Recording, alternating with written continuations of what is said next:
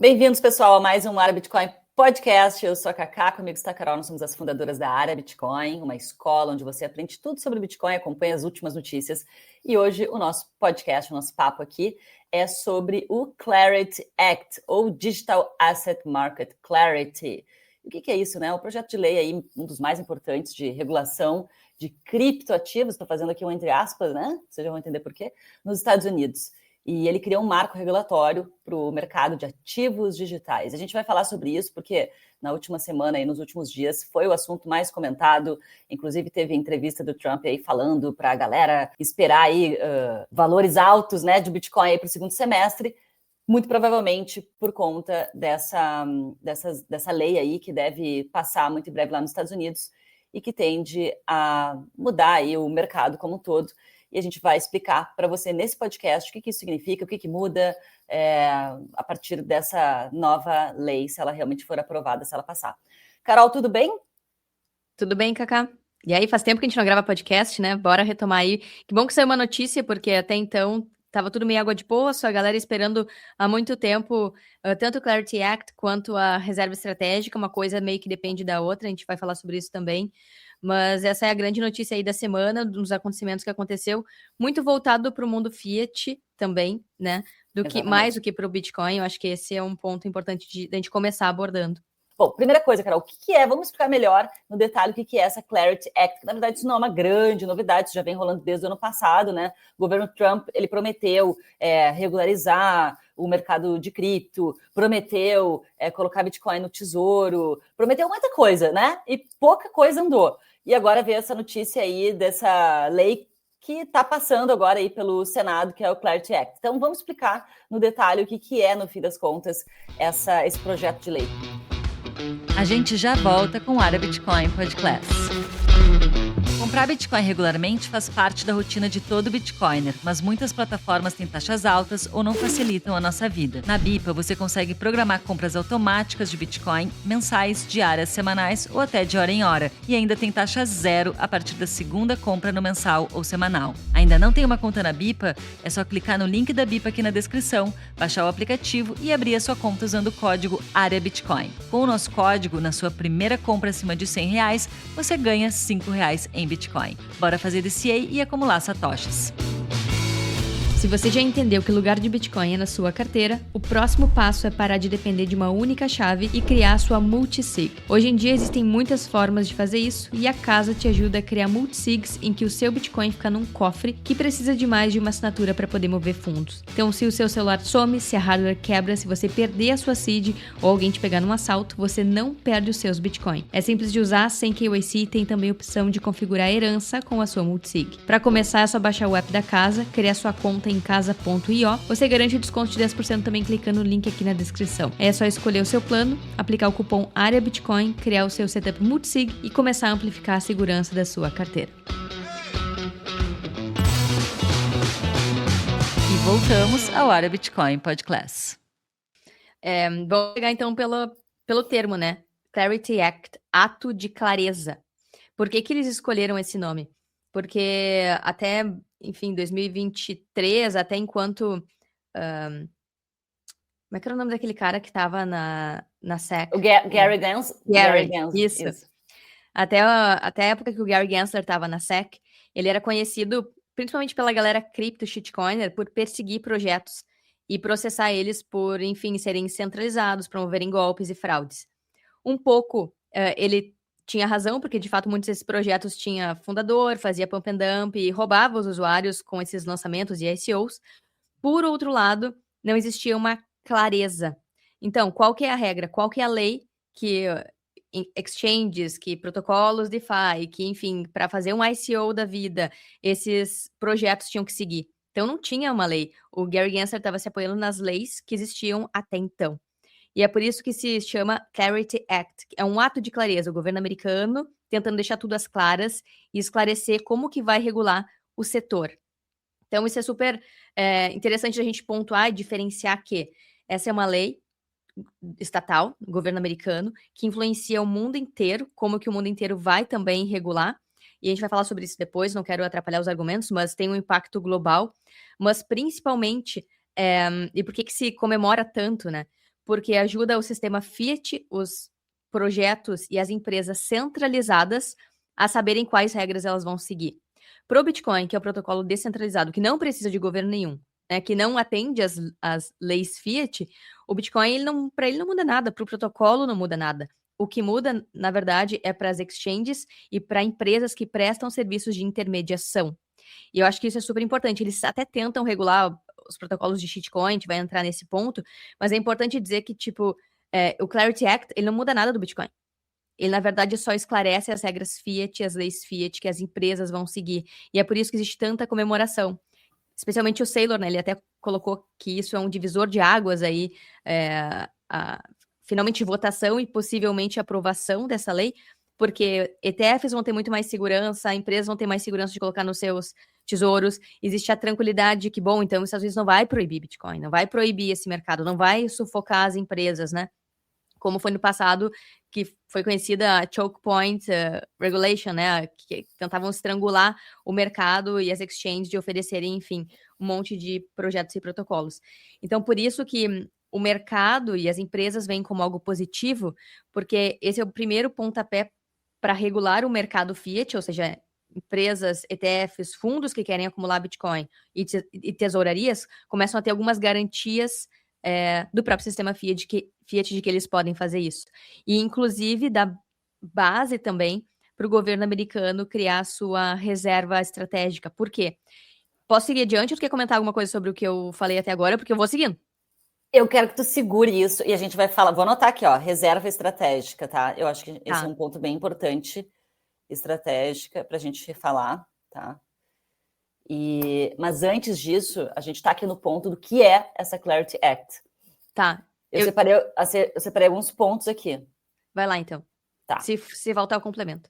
Beleza. Essa Clarity Act, ela inclui proteções para DeFi, para devs e validadores. Deixa eu só falar um troço antes. Fala. Que vai complementar o que tu está falando.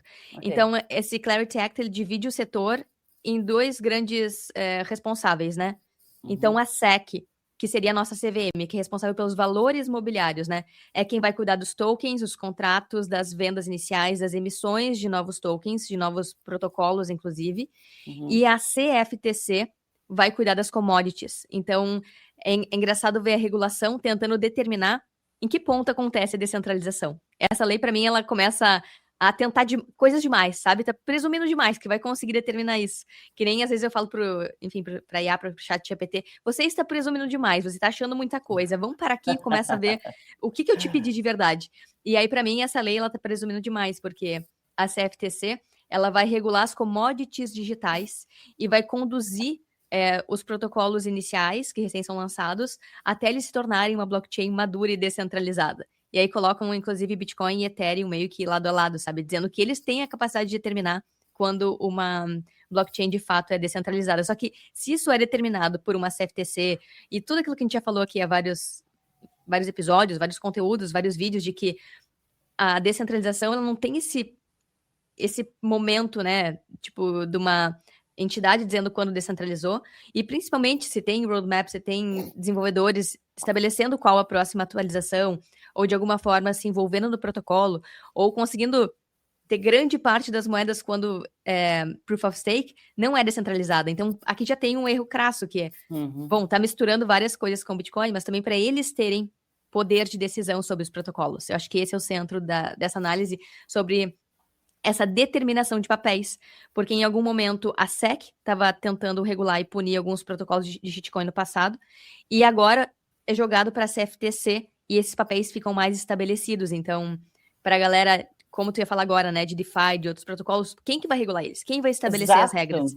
Eu acho que esse era o ponto a ser tratado. Perfeito, Carol, exatamente. Porque começa com isso, né? Proteções para DeFi. Peraí, se é descentralizado, não tem como dar proteção para DeFi, né? Uhum. Mas, enfim, eles vêm com essa, né? Proteções ali para devs e validadores que trabalham em projetos de DeFi. Essa é interessante. Regras... é curioso, porque DeFi não é descentralizado, e aí vem uma lei dizer que vai regular para que seja descentralizado, mas a ironia é que é justamente isso que tira a descentralização. E a galera não percebe, sabe? Mas enfim, vai lá. Regras para exchanges, brokers e custódia. Aqui tem um ponto, né? Regras para custódia. Tá. E esse é um ponto muito interessante, porque o mundo inteiro, especialmente lá na Europa, o MiCA, ele tá tentando regular que as pessoas não coloquem seus Bitcoin em carteiras de autocustódia. Uhum. E parece que esse Clarity Act, ele trata muito mais sobre as empresas. Como que as empresas devem fazer custódia e não os indivíduos. Mas isso também não tá claro, tá? Só que um ponto super interessante sobre esse Clarity Act, que para mim é o ponto de maior comemoração para os Bitcoins e para quem usa Bitcoin, enfim, de várias formas e faz autocustódia, é que eles estabelecem que carteiras e nodes não são money transmitters, ou seja, não são transmissores de valores. Por quê? A galera do Samurai, da carteira, tá presa até agora, que era uma carteira voltada para a privacidade, fazer coin join, ou seja, misturar as moedas para que não se rastreie quem que tem cada Bitcoin, cada moeda, tá presa até agora por causa de uma percepção da lei que diz que eles eram money transmitters, ou seja, que eles eram custodiantes e transmissores de valores. Só que as carteiras de Bitcoin não são money transmitters, e nem os nodes, porque os nodes permitem as pessoas enviarem transações do seu próprio node para blockchain Bitcoin. Só que a questão é, a Samurai e um node não faz custódia de nada. O Bitcoin está na rede Bitcoin. Então, o Bitcoin não está dentro da carteira ou dentro do node. E então, a galera da Samurai não poderia ter sido presa por ser um money transmitter. E isso criava um precedente judicial muito grave para toda a indústria. Então, a partir do momento que carteiras não são consideradas money transmitters e nodes também não são, porque no fim os Bitcoin não estão dentro da carteira, não estão dentro do node e as pessoas podem transacionar livremente entre si, então todo mundo seria um money transmitter, isso perde o sentido dessa lei. Então, o fato de ter, a princípio, né, porque a lei ainda não foi aprovada, mas a princípio ter essa sinalização de que nodes não são transmissores de valores é incrivelmente positivo para a indústria, porque se fosse considerado money transmitter, várias empresas e protocolos open source que estão baseados nos Estados Unidos teriam que sair, teriam que ir para outras jurisdições ou teriam que desligar o acesso à população americana, enfim, a empresas americanas. Então isso para mim foi sensacional, porque acaba com esse receio que é esse cercado, né, que o sistema Fiat tenta fazer, cercar carteiras, protocolos, tentam regular a fim de estrangular e controlar, que é o que acontece aqui no Brasil, para que eles tenham controle. E, a princípio, isso foi afrouxado de alguma forma nesse Clarity Act. Eu acho que agora era o gancho perfeito para falar sobre os nodes, Cacá. Não, eu te interrompi. Se essa lei ela for aprovada, então é bem possível que os dois devs que estão presos, os dois devs da Samurai, eles sejam liberados.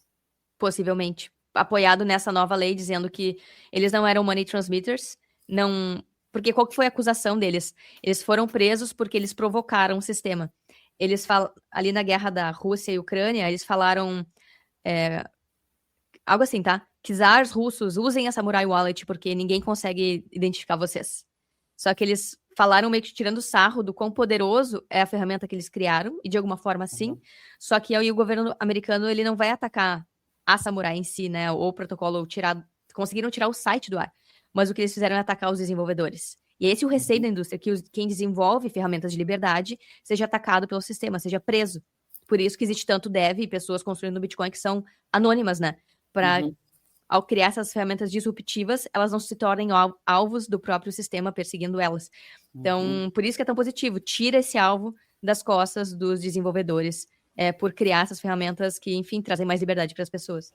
Eu puxei aqui as últimas atualizações desse caso, inclusive, né? Esses dois devs da Samurai, eles estão presos, né, desde janeiro, e eles foram sentenciados. Um deles foi a 5 anos de prisão, o outro foi a 4 anos de prisão. E um deles tem 67 anos, tu vê? Já é um cara, assim, com mais idade, né? E ambos começaram a cumprir a pena em janeiro de 2026, e... um deles em dezembro de 2025, outro em janeiro de 2026, e um deles pediu agora, poucos dias agora em maio, ele publicou um apelo da prisão, pedindo doações da comunidade Bitcoin para cobrir mais de $2 milhões em dívidas legais e multas. Olha que droga. Ele diz que tem esperanças de perdão.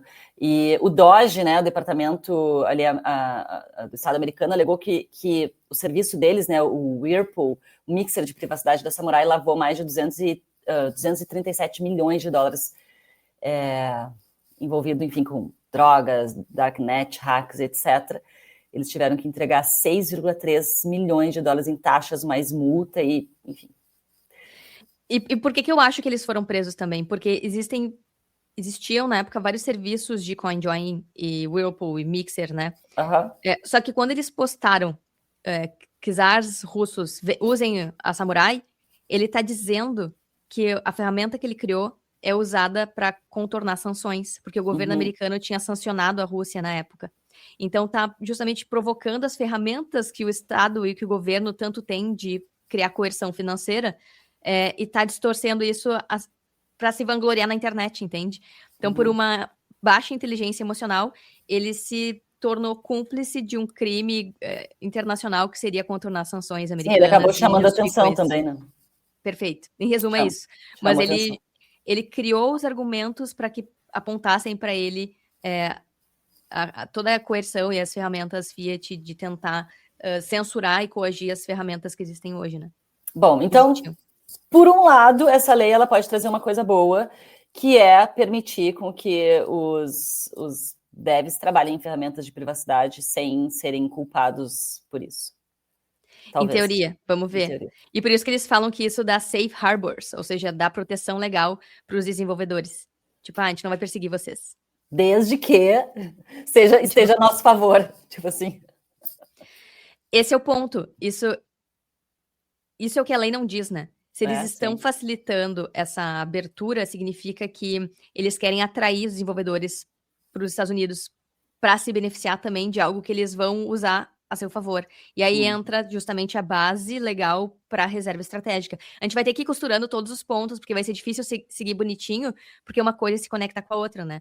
Se eles querem ter uma reserva estratégica de Bitcoin, querem desenvolver a indústria, eles vão precisar dos desenvolvedores e vão precisar tirar essas medidas coercivas para cima deles. Então, tudo está alinhado, né? Tanto a parte de coding, quanto a parte legal, quanto quem vai regular quem vai fiscalizar quem. Acho que tu estava falando dos tópicos, né, Cacá? Acho que vamos seguir adiante também, que acho que tem mais pontos. Próximo tópico, limites e guardrails para stablecoins. Com um acordo recente, proíbe yields passivos, tipo juros, mas permite recompensas baseadas em uso. Tá, esse é um ponto bem importante, porque e é um ponto marqueteiro também, porque os Estados Unidos, ele ia lançar uma CBDC, assim como vários países, né? E a Clarity Act, ela determina que não pode lançar uma CBDC dos Estados Unidos, mas ao mesmo tempo eles estão apoiando muitas stablecoins, o USDC, principalmente Tether. Tu vai falar sobre isso? Só um ponto que complementa. O próximo tópico era justamente sobre isso, proibições relacionadas a CBDCs, a moeda digital de Banco Central, né? Para evitar vigilância excessiva. Nossa, como eles são bonzinhos, Carol. Então, eles vão usar stablecoins, só que eles vão tentar, através das stablecoins, aquela coisa que os governos fazem, né? Criam monopólios. Então, eles vão dizer, só pode usar essa stablecoin, porque essa é a regulada, essa é a que tem a fiscalização, essa é a que protege os consumidores americanos e globais, essa reflete a filosofia do dólar como reserva de valor global, então vocês só vão poder usar o USDC, ou, sei lá, o USDT, ou outra que eles vão botar aí né, como a segura de usar. Só que isso, na verdade, é marketing, porque uma stablecoin não se diferencia em nada de uma CBDC. Acaba que, por exemplo, o Tether tem grande parte de títulos americanos, é um dos maiores possuidores de títulos americanos, então ainda está atrelado às impressoras e aos papéis, aos títulos dos Estados Unidos. Isso gera uma demanda por esses papéis. Isso só reforça a hegemonia americana, no fim das contas. Eles estão só criando um outro mecanismo de gerar demanda por esses papéis. E é por isso que estão comparando o Clarity Act com o Securities Act de 1933. E isso é muito louco, porque o que aconteceu em 1933? Eles proibiram as pessoas de ter ouro e forçaram as pessoas a entregarem o ouro nos Estados Unidos para os bancos e criou a Security Act, que estabeleceu como que os valores mobiliários, ou seja, ações e ativos Fiat, vão funcionar nos Estados Unidos e é grande parte de como funcionou até agora.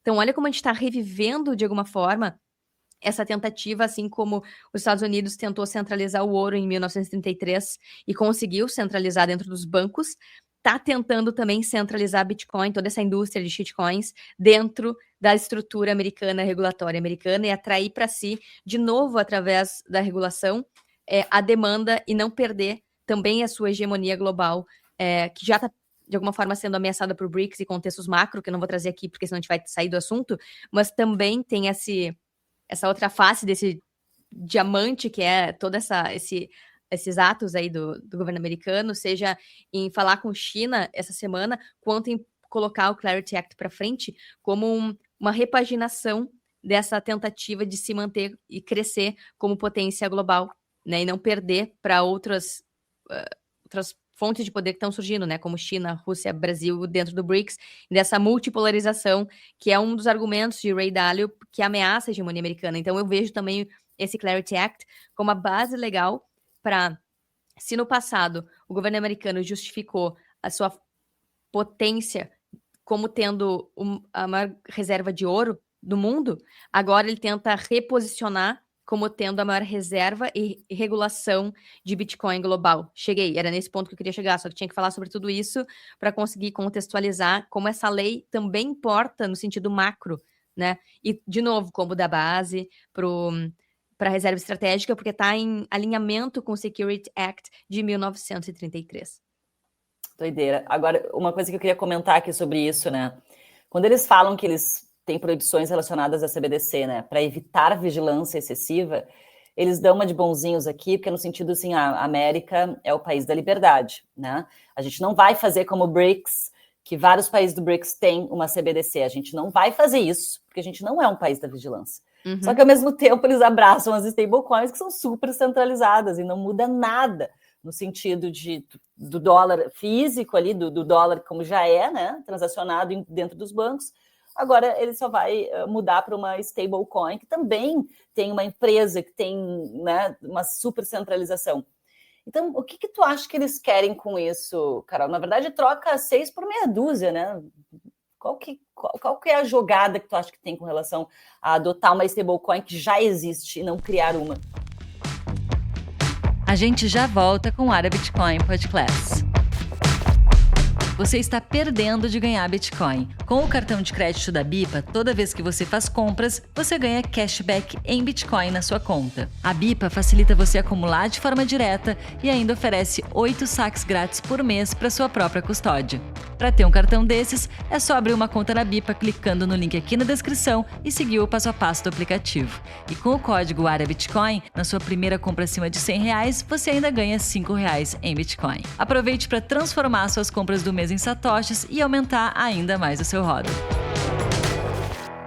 E voltamos ao Área Bitcoin Podcast.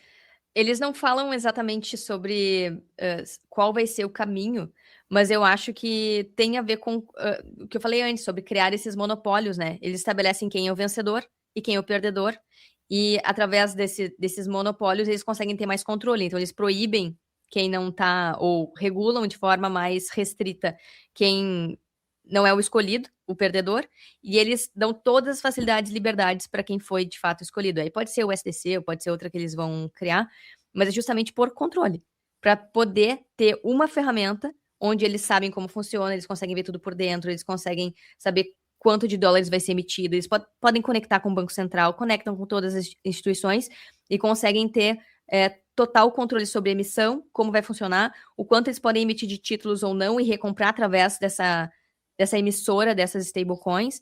Então, na verdade, é uma grande repaginação do sistema fiat como ele já é. Só que, ao invés de ser o papel físico ou o saldo que está nos bancos de forma digital, agora é uma CBDC em que eles podem, assim como querem fazer aqui no Brasil, em vários países, ter uma wallet própria, criar seus próprios produtos digitais do governo, distribuir auxílio de forma direta através das próprias wallets para as pessoas, fazer, enfim, 1000 programas sociais através disso. Pode ser um dos caminhos ou não, mas a questão é controle. Porque imagina um monte de empresinha emitindo o seu próprio dólar. É aterrorizante para eles. Como que eles vão permitir que as empresas aceitem o dólar do fulaninho da esquina? A stablecoin dele, entende? Então isso cria de fato um risco regulatório, porque imagina, exemplo, Terra Luna. Terra Luna quebrou do nada. Era um protocolo de shitcoin, mas que emitia uma stablecoin de dólar, e que por um erro no algoritmo e por também exit liquidity, né? Os fundadores começaram a vender antes de todo mundo, sabendo que o troço ia quebrar. Eles se beneficiaram da quebra de uma stablecoin, de uma fraude, que era apoiada no dólar. Como que os Estados Unidos permitiu isso? Foi conivente. Então, eles precisam regular, atacar esses competidores e ter uma stablecoin que vai ser a que vai ser escolhida para ser o dólar digital. Então, não muda nada de uma CBDC, é uma CBDC, mas ela acaba, como tu falou, fazendo esse confronto em narrativa com as CBDCs que existem de outros países, especialmente China, que tem a sua própria CBDC, né, emitida pelo governo chinês, e aí dá agora voltamos aos Estados Unidos, dá esse tom de distanciamento, né? Isso não é uma moeda do governo americano, isso é emitido pela empresa XYZ. Só que se a empresa XYZ sofre fiscalização e influência, acaba sendo uma extensão do próprio governo, né? Então, por isso que eles tentam se descolar desses modelos de vigilância, tentam dizer que não é do governo, que tem uma empresa por trás, que vai ser fiscalizada, que vai ser, de alguma forma, vão ter regras que ela vai ter que seguir, e gera essa sensação de independência, porque é como se fosse uma outra versão do Banco Central emitindo outro tipo de moeda, né? Ao invés de ter a Casa da Moeda, o Banco Central emitindo dólar digital, vai ter uma empresa, porque o Fed, ele é tratado nos Estados Unidos como algo independente do governo americano, então eles estão criando de novo essa desconexão para justamente justificar que não é uma ferramenta de extensão, uma ferramenta governamental, mas são multi-entidades que agem em conjunto pelo bem comum para proteger o consumidor, proteger o cidadão e dar segurança para o mercado financeiro, para as empresas e para todo o ecossistema. Olha como pega muito melhor. Sim. E dá a sensação que eles não estão sendo controlados quando estão. Sim, é verdade. E aí o último tópico aqui da Clarity Act é que ele facilita a captação de até 75 milhões de dólares sem as regras pesadas de securities em alguns casos. E o que isso significa, né, Carol? Que mais startups vão conseguir funding rápido e barato nos Estados Unidos, em vez de fugir para Singapura ou Dubai, onde as regras aí são bem mais frouxas. Isso acaba, de novo, criando um ecossistema também mais forte para as empresas. Então, eles sabem pelo que eles podem ser processados ou não. E eu acho que o impacto também, agora conectando com o que eu falei no início, o impacto é global, né? Aqui, por exemplo, porque o mundo inteiro acumula dólar. É a reserva de valor global nesse momento. Todo mundo tem títulos americanos, bonds, treasuries, e acumula dólar, né, como moeda e faz câmbio. Então, o Brasil também estava se preparando e verificando, esperando para ver qual que ia ser a linha filosófica do Clarity Act. Inclusive, não definiu a classificação do que é um token, esperando o Clarity Act. Então, olha como impacta não só nos Estados Unidos, mas no mundo todo, porque a partir desse momento é possível espelhar em outras jurisdições, outros países, como que eles vão regular também localmente. Então, a gente consegue ver como o Brasil também estava esperando isso, o Brasil que tem um alto índice de adoção de Bitcoin e shitcoins, inclusive, e a gente tem uma proposta de reserva estratégica aqui também, que talvez até não estava indo para frente por falta desse posicionamento global, de mais países começando a criar suas próprias estratégias de reserva de Bitcoin.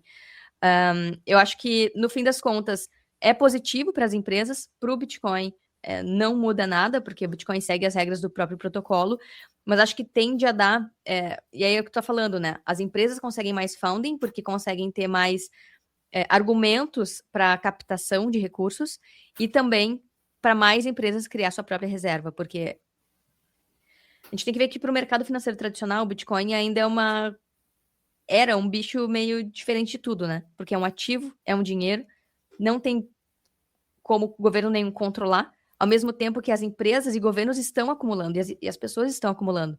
Então, como que eles iam colocar milhões nos seus caixas sem correr o risco de daqui a pouco isso ser confiscado, ou ter que confiscado no sentido de muitas empresas deixando a Coinbase, por exemplo, daqui a pouco é proibido e o governo pega. Então, as empresas não estavam, muitas, né, mais tradicionais, acumulando o Bitcoin de forma direta por falta dessa clareza. Por isso que começaram a se expor através de ETFs, como da BlackRock.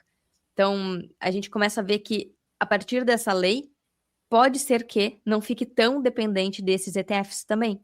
Mais empresas possam fazer custódia, mais empresas possam acumular de forma direta, sem necessariamente ter que acumular via ETFs. Acho que isso acaba sendo bom para quem está no lado fiat, né, do mercado. Bom, mais uma coisa. Em resumo, então, na verdade, todas essas regras, o Clarity Act que os Estados Unidos estão aí tentando aprovar como lei, acho que é até importante botar aqui, né, qual que são as datas para tudo isso acontecer, né? Agora passou na Câmara dos Deputados, no Senado eles aprovaram o texto atualizado e o que mais? Agora o projeto vai para o plenário do Senado, ainda precisa de 60 votos para avançar e precisa da assinatura do presidente dos Estados Unidos, o presidente Trump. Então vamos ver se isso vai para frente e como que vai acontecer. Mas a moral da história é que os Estados Unidos, eles querem atrair talentos, ali devs, né, estão de olho na inovação desse mercado, querem voltar a ganhar mercado de Dubai, que eles perderam para Dubai, Singapura e Europa, porque na Europa já tem o MiCA desde 2024, 2025. Eles querem regular para que a indústria, o mercado fiat, abrace o mercado cripto, e eles estão abrindo também espaço para a tesouraria de Bitcoin. Basicamente é isso. Carol, tu entende dessa forma? Sim, eles estão entrando na competição global por mercado, por reserva, por atrair talentos, como tu falou, para que as pessoas vão para lá e não sejam perseguidas, como aconteceu em outros lugares. E eu acho que tende a ser aprovado.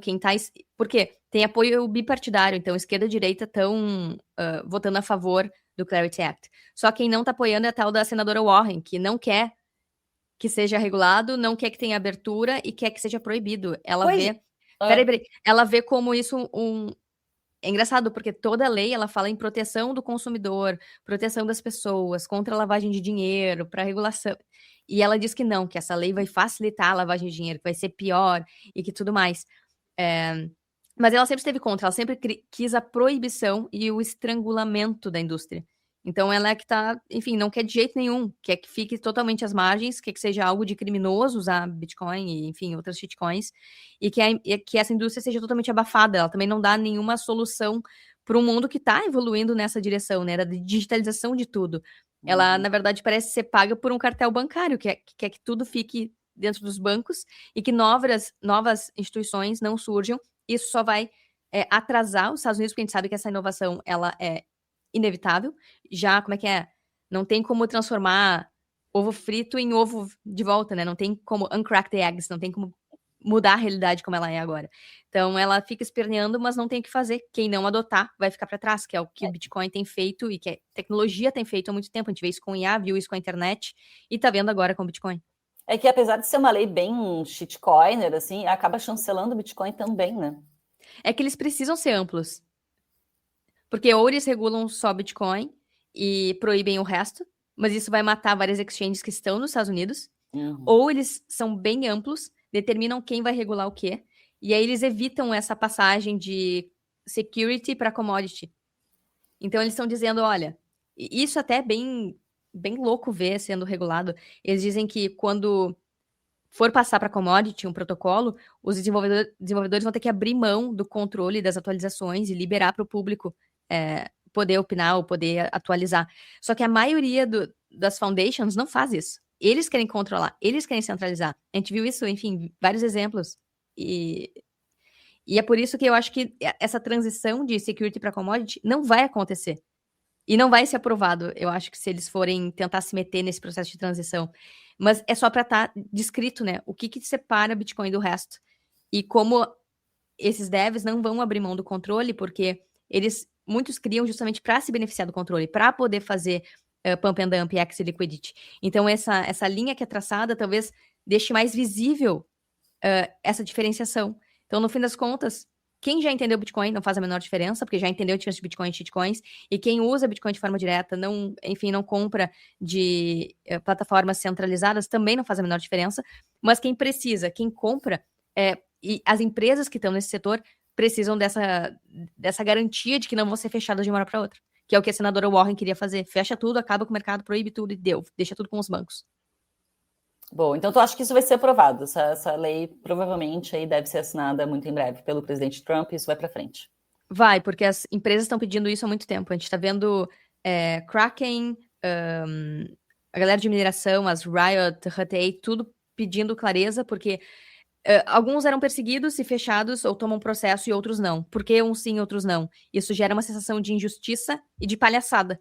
né? Então, eu acho que isso acaba trazendo um pouco de clareza, como diz o nome da lei, para as empresas.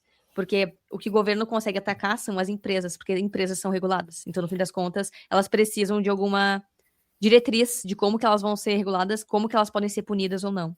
E tu acha que com essa lei sendo aprovada, a adoção do Bitcoin aumenta e o preço também deslancha ainda esse ano?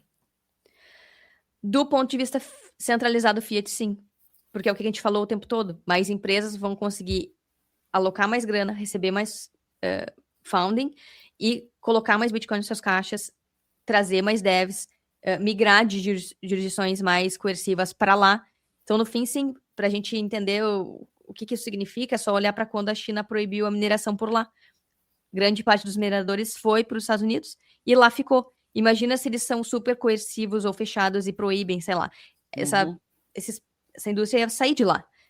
Eles iriam perder grande parte de empresas que pagam impostos lá. Eu acho que esse é o ponto, né? O governo não quer perder de arrecadar imposto dessa indústria que, tende a crescer e tem um ativo que tende a valorizar pra caramba. Eles não querem perder, receber impostos dessas empresas, porque no fim são empresas são reguladas, e é aí que o Estado alcança os seus braços, né? Através das empresas que são centralizadas. E não atinge o Bitcoin, que é descentralizado, não é uma empresa, não tem uma equipe de marketing, não tem uma equipe de devs que é coordenada, dizendo o que vai acontecer depois, e não tem como controlar. E é por isso que eles estão regulando e não proibindo, e não sendo, como outros países, como China, expulsando para fora das suas fronteiras, estão dizendo, venham para cá.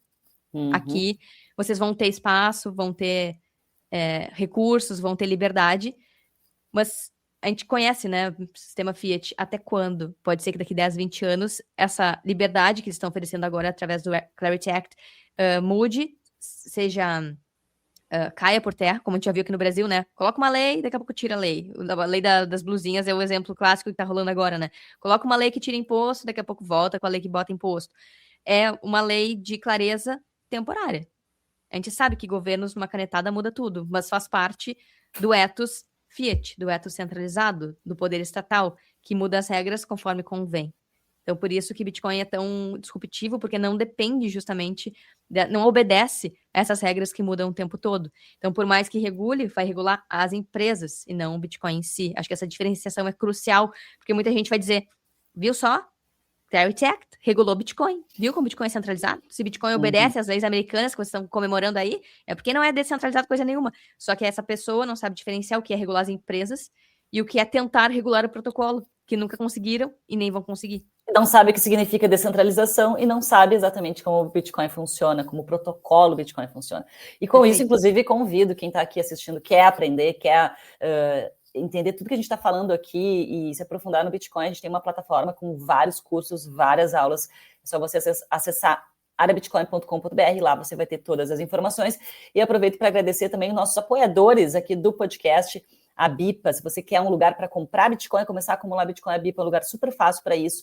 E também a Casa, para quem já tem Bitcoin acumulado e quer guardar com ainda mais segurança e fazer multisig, a Casa é o local. Vou deixar os links aqui embaixo para você conhecer os nossos apoiadores desse podcast que fazem ser possível a gente criar todos esses conteúdos gratuitos aqui para vocês. Então é só clicar aqui embaixo, os links estão aqui na descrição para você conhecer a nossa plataforma, a Bipa e a Casa. Carol, ficamos por aqui nesse podcast hoje. Obrigada, pessoal, pela audiência, por vocês nos acompanharem, confiarem no nosso trabalho. Vamos ficar de olho aí nos próximos passos da Clarity Act. Até mais.